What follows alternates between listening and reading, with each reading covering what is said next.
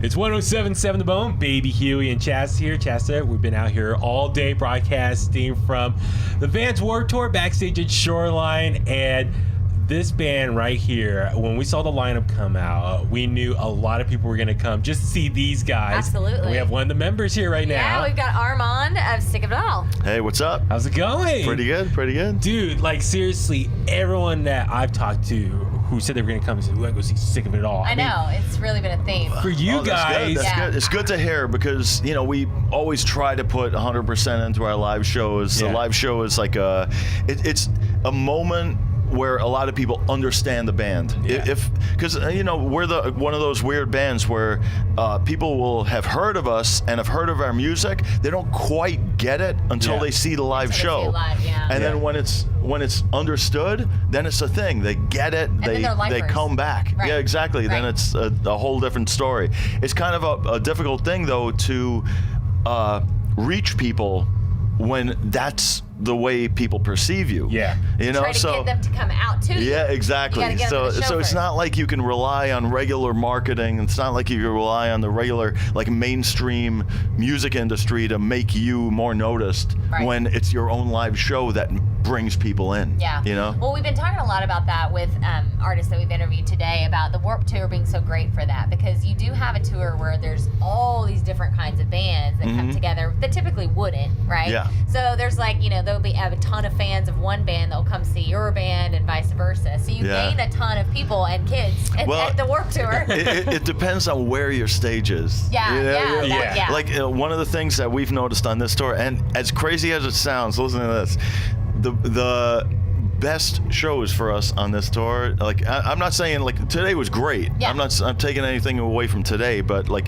there have been some other shows where when we are up against like sharing the stage with Attila that are going on right after us, like their crowd, even though they don't know the first thing about hardcore, Right. they don't know the first thing about Sick of It All, but for some reason they're there for the mosh pit, you Yeah, know? yeah, Like, you know, absolutely. so, That's good. So it's they're already there with the right kind of energy.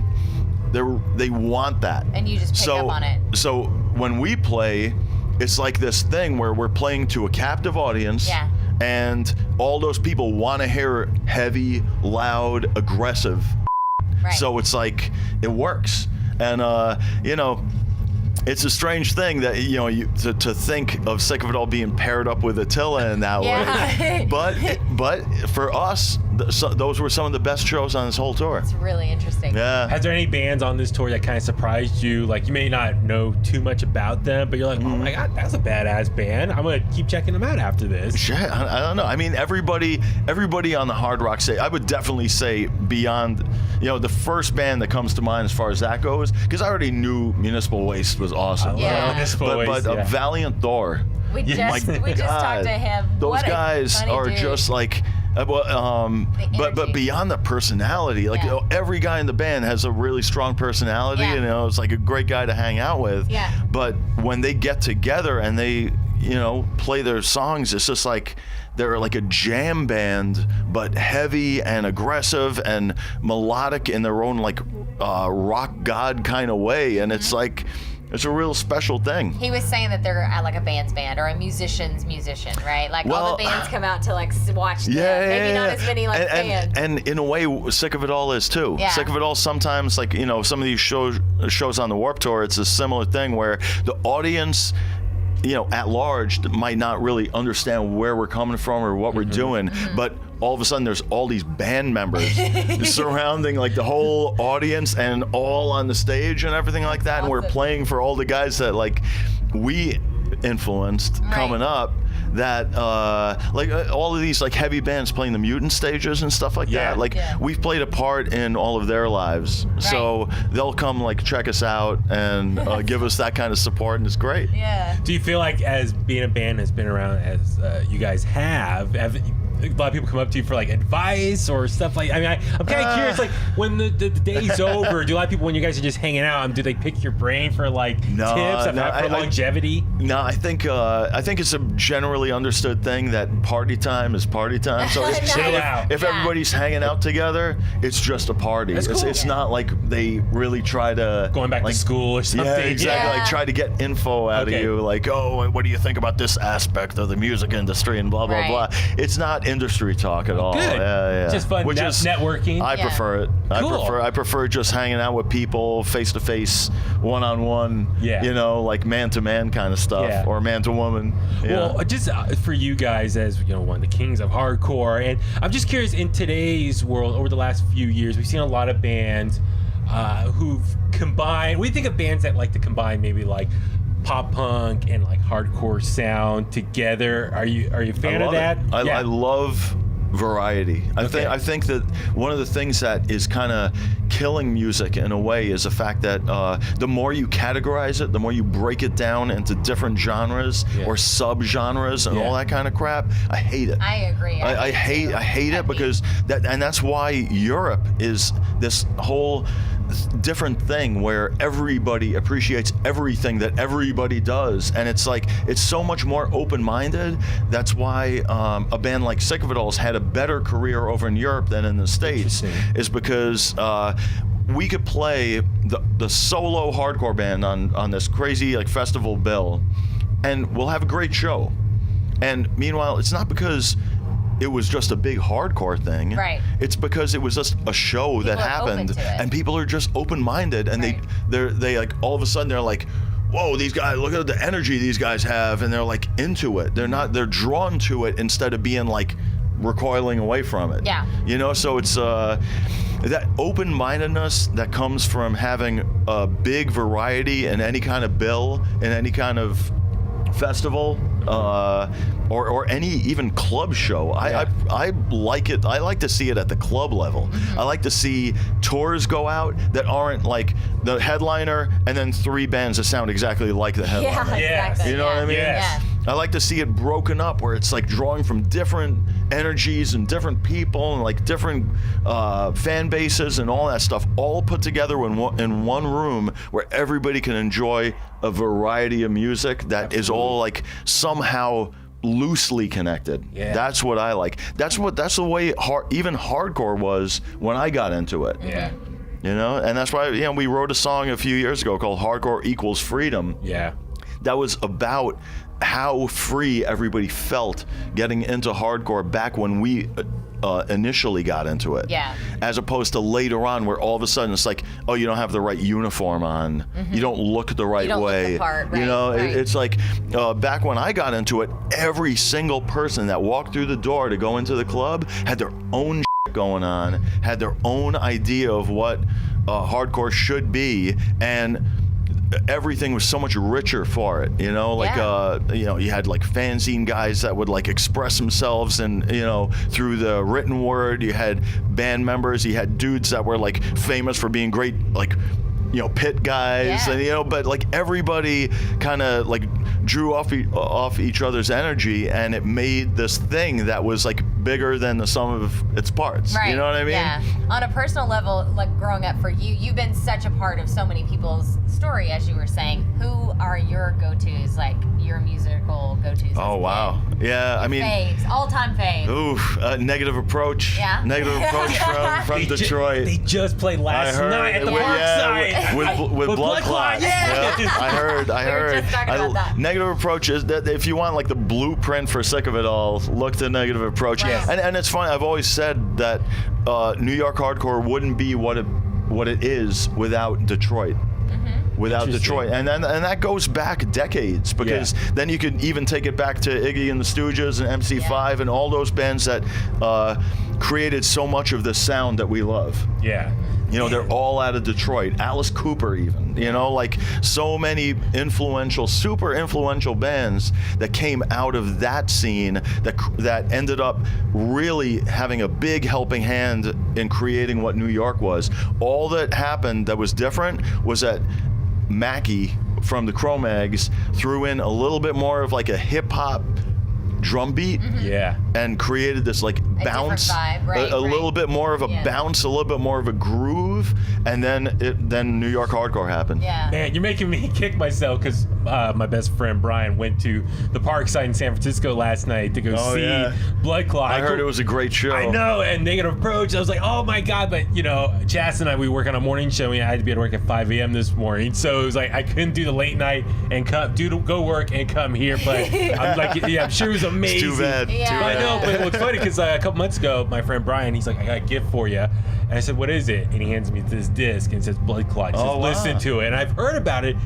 And then I blasted it in my car and I was like blown away. It's like, oh my God, it's amazing. You know what I'm really happy about is the fact that John has something new going on that isn't the Cro-Mags. Yes.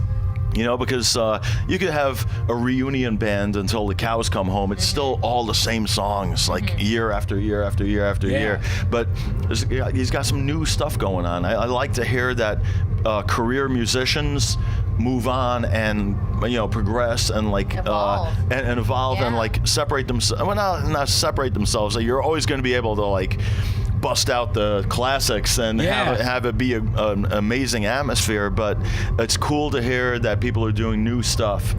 No, I was just going to say, just remind me, just on that point, is Keith from Circle Jerks. I mean, he went and started off, and all the music they've been putting out has been amazing. So, I can totally agree with you.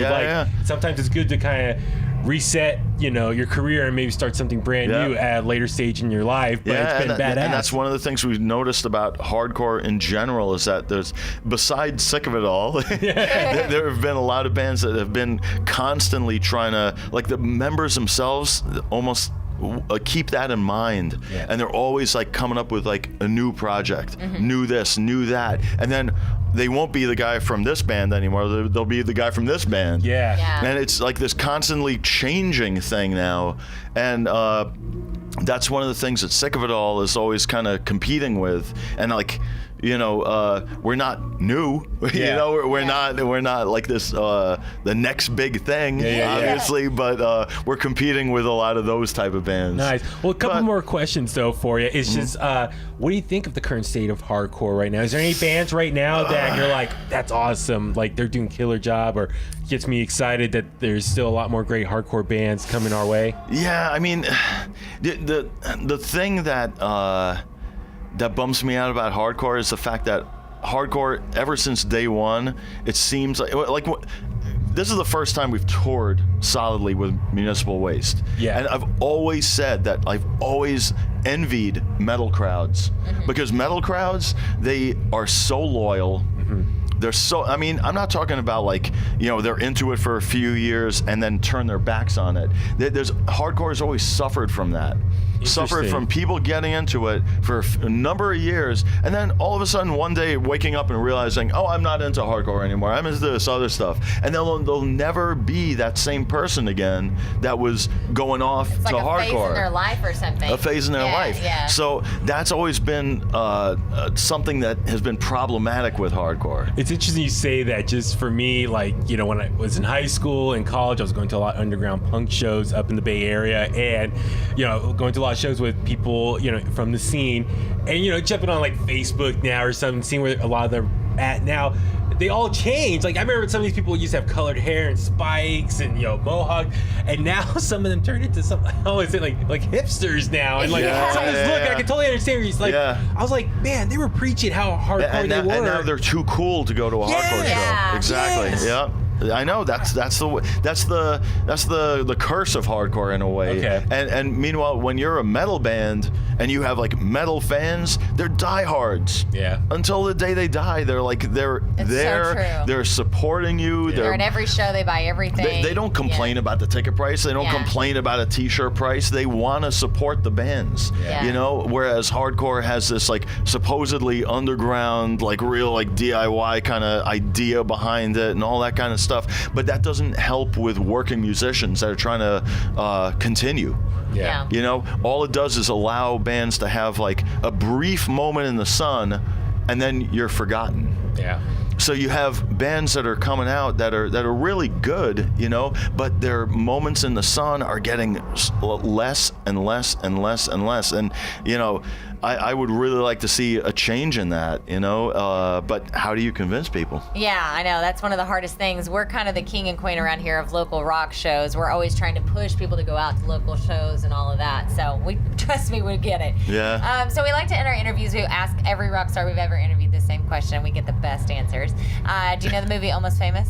Yeah. Okay. So in the last frame of that film, the question is asked, what do you love about music?